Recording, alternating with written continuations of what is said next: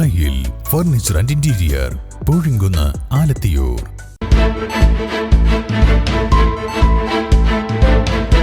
നമസ്കാരം, വെട്ട ന്യൂസ് ക്യാപ്സ്യൂളിലേക്ക് സ്വാഗതം. പവൻ ഗോൾ തിരൂർ. മഹാകവി വള്ളത്തോളിന്റെ ജീവിതവും ദർശനവും പ്രമേയമാക്കുന്ന ആദ്യത്തെ നോവൽ നിർനിമേഷമായി നിൽക്ക പ്രസിദ്ധീകരിച്ച് മഹാകവിയുടെ കുടുംബാംഗം.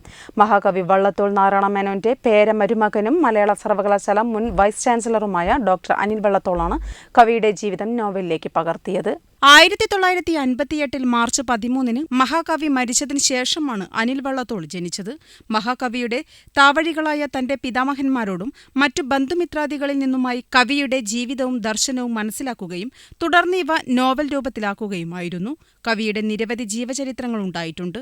എന്നാൽ അവയിലൊന്നും കാണാത്ത ആത്മസംഘർഷങ്ങളും അപൂർവതകളും നിർനിമേഷമായി നിൽക്ക എന്ന ഈ നോവലിലുണ്ടെന്ന് അനിൽ വള്ളത്തോൾ പറയുന്നു. വള്ളത്തോൾ കവിതയിലെ ദേശീയത, പുരോഗമന വീക്ഷണം, മതസൗഹാർദ്ദം, ഭാഷാസങ്കല്പം, കവിയുടെ വ്യക്തിജീവിതം, കലയോടുള്ള സമർപ്പണ ബുദ്ധി തുടങ്ങിയവയെല്ലാം ഈ നോവലിൽ ഭാവബന്ധുരമായി അവതരിപ്പിക്കുന്നു. വള്ളത്തോളിന്റെ ഭക്തിയും വിഭക്തിയും എന്ന കവിതയിൽ ഗുരുവായൂരിലെ ശ്രീകോവിലിനെ നോക്കി കണ്ണുകളോട് ഇമവെട്ടാതെ നിൽക്കാൻ വേണ്ടി ആവശ്യപ്പെടുന്നുണ്ട് എന്നാണ് വരി. അതിൽ നിന്നായി നോവലിന്റെ പേരായ നിർനിമേഷമായി നിൽക്ക എടുത്തത്.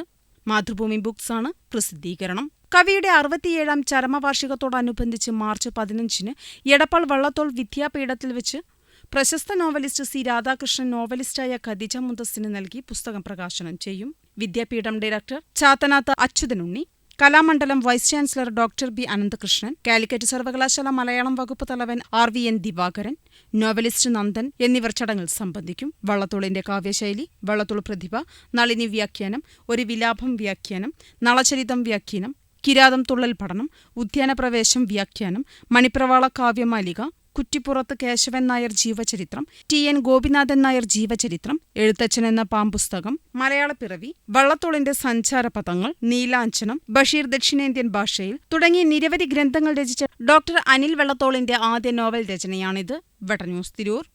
എന്റെ ഇഷ്ടങ്ങൾ എന്റെ ഫാമിലിക്ക് അറിയാം. Family wedding centre.